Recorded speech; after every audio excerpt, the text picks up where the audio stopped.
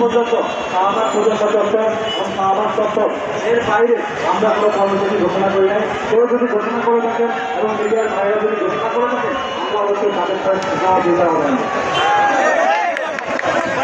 এই সংগ্রাম কিন্তু জানেন যে আমরা সে প্রথম থেকে এ পর্যন্ত সুন্দরভাবে আমাদের আমরা চালিয়ে যাচ্ছি। আমাদের এখানে হাজার রয়েছে সুন্দরভাবে পরিচালনা করছে। আমরা কিছুক্ষণ আগে ডক্টর আসিফ স্যারের আসলে কথা হয়েছে। উনি বলেছেন যে আমরা যেখানে আন্দোলন করছি শান্তিপূর্ণ আন্দোলন করছি, উনি এই বিষয়ে অবগত এবং ওই বিষয়ে যে মিছিল চলছে সেখানে সেই বিষয়টি আলোচনা হচ্ছে।